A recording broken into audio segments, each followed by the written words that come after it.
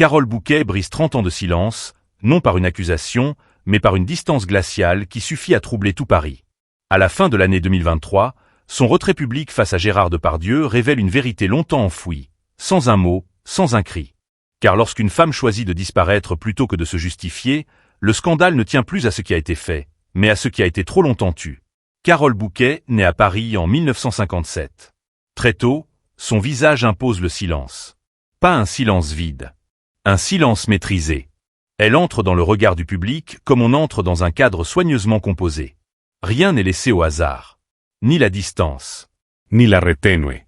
En 1981, For Your Eyes Only la propulse sur la scène internationale. Elle devient une image. Mais jamais une exposition. Là où d'autres cherchent la lumière, elle choisit l'ombre contrôlée. La caméra l'aime parce qu'elle ne la supplie pas. Elle regarde droit. Elle parle peu. Elle laisse des vides. Et ces vides deviennent sa signature. Très vite, Carole Bouquet s'impose comme une figure à part du cinéma français. Belle, oui. Mais surtout fermée. Inaccessible. Elle ne joue pas la femme aimable. Elle incarne la femme qui se suffit à elle-même. Une présence froide, presque austère, qui intrigue plus qu'elle ne séduit. Les réalisateurs comprennent qu'avec elle, tout se joue dans le non-dit. Alors que le cinéma français aime les confidences, les amours affichés, les drames publics, Carole Bouquet trace une ligne nette. Sa vie privée reste hors champ. Elle ne commente pas. Elle n'explique rien. Les journalistes apprennent vite qu'il n'y aura pas de confession. Pas d'anecdotes. Pas de récits intimes à monnayer. Elle existe par son travail. Rien d'autre. Dans les années qui suivent, elle construit une image rare. Celle d'une femme qui contrôle. Son image. Son rythme. Ses apparitions. Elle choisit ses rôles avec précision. Elle refuse d'être réduite à un corps ou à un scandale. Elle n'est ni victime, ni muse décorative. Elle est présente. Droite. Silencieuse. Et cette tenue devient une forme de pouvoir. Face à elle, le monde du cinéma reste bruyant. Masculine. Debordant. Les hommes y parlent fort. Racontent tout. Occupent l'espace. Elle traverse ce monde sans jamais s'y dissoudre. Elle n'entre dans aucun clan. Elle ne se met pas en avant. Elle observe. Elle écoute. Elle se retire quand il le faut. Ce contraste fascine. Certains la disent froide. D'autres la disent forte. En réalité, elle est surtout cohérente. Elle ne donne rien qu'elle ne choisisse pas de donner. Même ses silences sont des décisions. Même ses absences sont des messages. Pendant des décennies, Carole Bouquet incarne une idée rare dans le paysage français. Celle d'une femme publique qui ne se livre pas, qui ne se justifie pas, qui ne doit rien au regard des autres. Une femme pour qui la dignité n'est pas un discours, mais une posture. Et peut-être que c'est précisément cela qui dérange. Dans un monde où tout finit par être dit, expliqué, exhibé, son mutisme volontaire devient une anomalie. Une résistance. Car parfois, le véritable pouvoir ne consiste pas à parler plus fort que les autres, mais à choisir le moment exact où l'on se tait, où l'on s'éloigne. Ils se rencontrent dans un monde qui se connaît trop bien. Le cinéma français des années 1990 est un cercle fermé. Les visages reviennent. Les réputations précèdent les individus. Quand Carole Bouquet croise Gérard Depardieu, il n'y a pas de surprise. Seulement une évidence silencieuse. Lui occupe tout l'espace. Sa voix, son corps, sa légende. Il parle fort. Il vit vite. Il incarne un cinéma excessif, charnel, brut. Un homme déjà devenu institution. Elle, à l'inverse, avance sans bruit. Elle ne cherche pas à être vue. Elle observe. Elle mesure. Elle choisit quand entrer dans le cadre et quand s'en retirer. Deux présences opposées. Deux manières d'exister. Leur lien ne s'annonce pas comme une romance. Il se construit dans les marges. Conversation hors caméra. Complicité professionnelle. Une forme de respect tacite. Elle ne l'admire pas. Elle ne le craint pas non plus. Elle le regarde comme on regarde un phénomène que l'on sait impossible à contenir. Lui, de son côté, semble intrigué par cette femme qui ne lui demande rien. Ni protection, ni lumière, ni reconnaissance. Dans un milieu où beaucoup gravitent autour de son aura, Carole Bouquet reste droite. Elle ne s'accroche pas. Elle ne s'éloigne pas non plus. Cette neutralité crée une proximité étrange. Une relation qui ne se définit jamais clairement. Ni couple affiché, ni simple relation de travail. Quelque chose d'entre deux. Assez proche pour durer. Assez flou pour ne pas être nommé. Les années passent. Leur lien s'inscrit dans la durée. Ils traversent les changements d'époque, les succès, les polémiques naissantes. Elle reste là, silencieuse, discrète. Dans un monde où tout se commente, sa retenue prend un poids particulier. Elle devient une présence rassurante. Une forme de stabilité face au chaos. Mais cette proximité contient déjà une tension invisible. Car la relation repose sur un déséquilibre que personne ne formule. Lui est protégé par son statut, par son génie reconnu, par un système qui lui pardonne presque tout. Elle choisit de ne rien dire. Et ce choix, à long terme, a un prix. Ce qui les relie n'est pas l'amour au sens romantique. C'est une loyauté tacite, une alliance non écrite, une compréhension mutuelle qui évite les mots. Mais toute relation fondée sur le non-dit finit par se fragiliser lorsque le silence devient trop lourd. À ce moment-là, personne ne parle encore de rupture. Personne ne parle de scandale. Tout semble stable, presque immobile. Mais déjà, dans cette rencontre fondatrice, se cache la graine d'une épreuve future. Car lorsqu'une femme choisit de rester silencieuse face à un homme dont la voix couvre tout, la question n'est jamais de savoir si le silence se brisera. Mais quand? Au début, tout semble simple. Fluid. Presque évident. Dans les années où leur lien s'installe, rien ne dépasse. Rien ne déborde. Carole Bouquet évolue dans un espace qu'elle connaît par cœur. Elle choisit ses apparitions. Elle règle la distance. Elle avance sans bruit. À ses côtés, Gérard Depardieu continue d'occuper le centre. Mais leur proximité n'exige rien. Elle n'est ni revendiquée, ni exposée. Il y a, dans cette période, une forme de lumière calme. Une confiance silencieuse. Elle ne cherche pas à le corriger. Elle ne cherche pas à le contenir. Elle accepte ce qu'il est, sans l'excuser, sans le commenter. Lui semble apprécier cette présence qui ne demande rien. Une femme qui n'attend ni protection, ni promesse, ni reconnaissance publique. Une femme qui ne transforme pas la relation en récit. Autour d'eux, le monde observe sans comprendre. On parle d'amitié, de respect mutuel, de proximité artistique. Rien n'est jamais clairement nommé. Et cette absence de définition devient une force. Elle protège. Elle empêche les interprétations faciles. Elle maintient l'équilibre. Dans ces années-là, Carole Bouquet donne l'image d'une femme solide. Maîtrisée. Elle traverse les événements sans jamais se laisser happer par le tumulte. Quand les premières rumeurs apparaissent, elle glisse sur elles. Elle ne les nourrit pas. Elle ne les nie pas non plus. Elle garde la même posture. Droite. Silencieuse. Ce choix n'est pas une fuite. C'est une stratégie. Elle sait que parler, parfois, donne plus de poids à ce que l'on veut effacer. Elle sait aussi que le cinéma français fonctionne sur des alliances tacites, sur des équilibres fragiles, sur des silences partagés. Elle accepte ce jeu, sans l'aimer, sans le revendiquer. Pendant longtemps, cela fonctionne. Leur relation traverse les années sans heure visible. Il y a des moments de proximité, des apparitions communes, des déclarations mesurées. Rien de plus, rien de moins. Pour le public, tout reste flou. Pour elle, tout est sous contrôle. Mais cette lumière n'est pas innocente. Elle repose sur un pacte invisible. Un accord tacite qui exige une chose précise. Ne pas parler. Ne pas interroger. Ne pas déplacer les lignes. Tant que chacun reste à sa place, l'équilibre tient. Et Carole Bouquet tient. Elle tient parce qu'elle sait tenir. Parce qu'elle a construit sa carrière sur cette capacité rare à ne pas se laisser emporter. À ne pas céder à la tentation de l'exposition. À ne pas confondre proximité et dépendance. Pourtant, même dans les périodes les plus calmes, il y a des signes que l'on choisit d'ignorer. Des silences plus longs. Des regards évités. Des situations qui mettent mal à l'aise sans que l'on sache pourquoi. Rien de spectaculaire. Rien de condamnable. Juste une sensation diffuse. Un léger déplacement.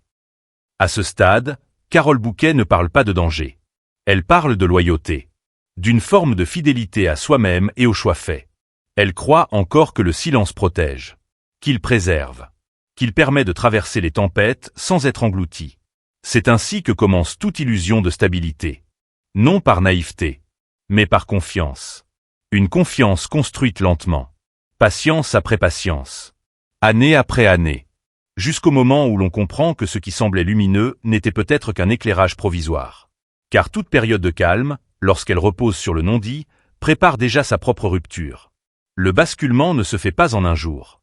Il ne commence ni par une chute spectaculaire, ni par une rupture visible. Il s'installe lentement, Inseducement. comme une ombre qui s'allonge sans que l'on sache exactement à quel moment la lumière a changé. À partir de la fin des années 2010, l'atmosphère se modifie. Le monde autour d'eux devient plus bruyant, plus tendu. Les questions que l'on évitait autrefois commencent à circuler. Des récits apparaissent. Des témoignages, d'abord fragmentés, puis de plus en plus précis. Le cinéma français, longtemps protégé par ses propres codes, commence à se fissurer. Carole Bouquet observe ce mouvement sans y participer. Fidèle à sa ligne, elle ne commente pas.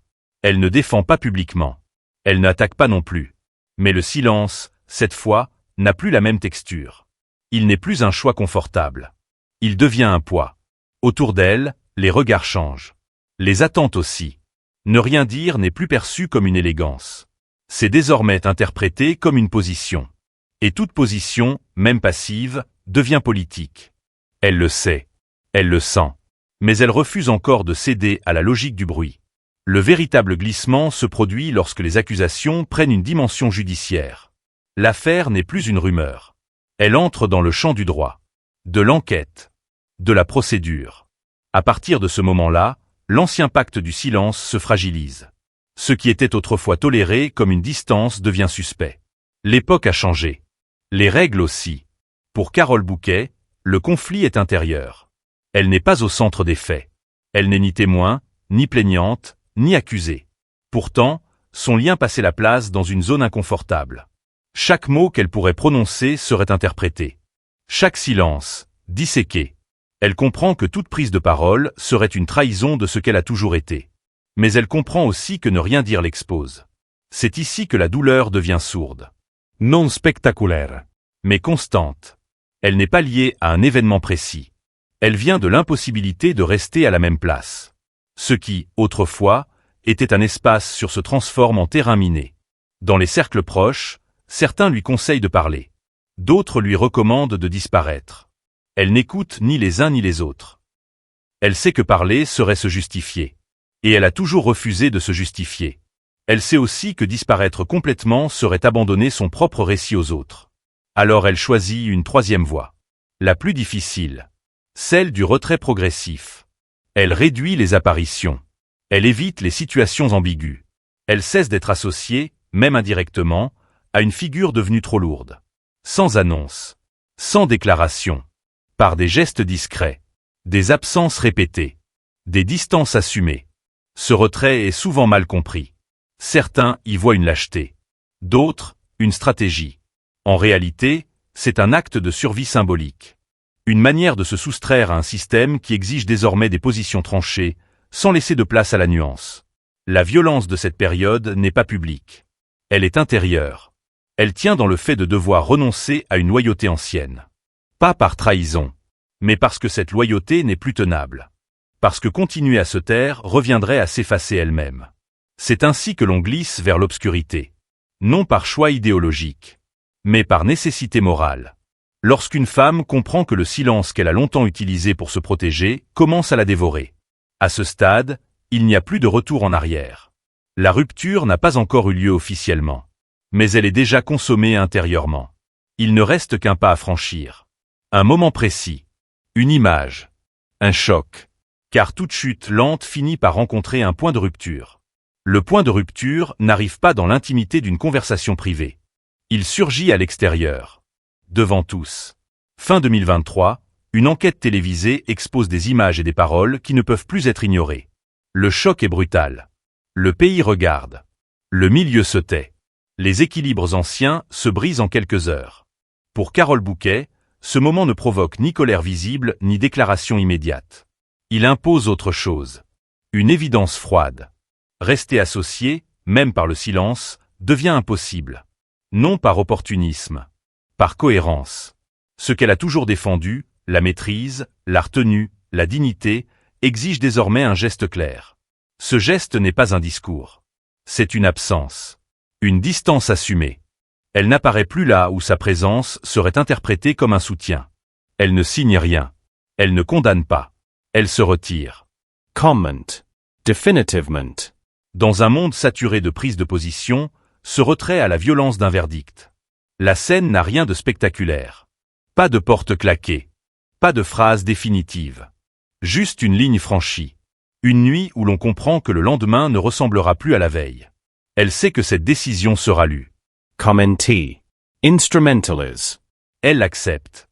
Elle accepte aussi de perdre une partie de ce qu'elle avait protégé pendant des années. Ce point de rupture est solitaire. Elle ne s'appuie sur aucun camp. Elle ne cherche pas d'alliés. Elle agit seule, fidèle à une méthode qu'elle a toujours suivie. Ne rien expliquer tant que l'on n'est pas prête à tout dire. Et surtout, ne jamais parler sous la pression. Ce qui se joue ici dépasse un nom, une affaire, une époque. Il s'agit de se préserver. De refuser que son propre silence soit utilisé contre soi. De refuser aussi de devenir un symbole que l'on n'a pas choisi d'être. Elle ne veut ni incarner la défense, ni la condamnation. Elle veut reprendre sa place. Hors du tumulte. À partir de ce moment-là, la rupture est irréversible. Même sans mots. Même sans annonce. Le lien ancien appartient désormais au passé. Il n'est ni renié ni entretenu. Il est laissé derrière. Comme on ferme une porte sans se retourner. À partir de cette nuit-là, rien n'est plus comme avant. Mais pour la première fois depuis longtemps, le silence redevient un choix. Et non une contrainte. Il n'y a pas de phrase choc. Pas de confession tardive. Pas de récit détaillé livré aux médias. La révélation de Carole Bouquet prend une forme bien plus dérangeante. Elle ne dit rien de nouveau. Elle confirme seulement ce que beaucoup refusaient de voir. Elle n'est plus là. Dans les semaines qui suivent la diffusion de l'enquête, son absence devient un langage. Les journalistes notent ce qui manque. Les cercles culturels comprennent. Elle ne se joint à aucun texte de soutien. Elle ne participe à aucun débat télévisé. Elle n'apparaît dans aucune défense collective. Ce retrait est total. Et précisément pour cette raison, il fait bruit. La société française est habituée aux prises de parole tardives. Au repentir. Aux tribunes. Ici, rien de tout cela. Carole Bouquet ne transforme pas son histoire en preuve. Elle refuse d'entrer dans une narration qui l'obligerait à se positionner contre ou pour. Elle choisit une autre vérité. Plus rare. Plus inconfortable. Celle du refus. Refus de cautionner. Refus de justifier. Refus aussi de se poser en victime par procuration. Cette posture trouble. Certains la jugent insuffisante. D'autres la considèrent comme une forme de courage silencieux. Mais une chose est claire, son geste rompt avec 30 années de loyauté tacite. Et cette rupture, parce qu'elle est muette, devient une déclaration morale. Elle ne parle pas pour accuser un homme. Elle parle pour se retirer d'un système. D'un équilibre ancien qui protégeait les puissants par l'habitude, la peur ou la fidélité mal comprise. En se retirant, elle ne dénonce pas des faits. Elle dénonce une logique. Celle qui exige des femmes qu'elles se taisent pour préserver une image collective. Sa révélation n'est donc pas une phrase, mais un déplacement. Elle quitte un espace où sa présence était devenue un alibi. Elle reprend possession de son silence. Un silence désormais actif. Choisi. Lisible. Ce que Carole Bouquet révèle, au fond, ce n'est pas une vérité cachée sur un homme. C'est une vérité sur elle-même. Sur ses limites. Sur ce qu'elle accepte encore. Et sur ce qu'elle refuse désormais. Dans un monde qui réclame des déclarations immédiates, elle oppose le temps long. Dans une époque qui confond parole et courage, elle rappelle qu'il existe une autre forme de force. Celle de dire non sans bruit. Et parfois, cette forme de révélation est la plus difficile à accepter. Parce qu'elle ne donne ni coupable clair, ni soulagement immédiat. Elle laisse le public face à lui-même. Après la rupture silencieuse, il n'y a ni revanche ni mise en scène. Carole Bouquet continue. Simplement. Elle travaille. Elle choisit ses projets avec la même exigence qu'avant, mais sans le poids d'une fidélité devenue trop lourde. Sa vie publique se fait plus rare. Plus précise.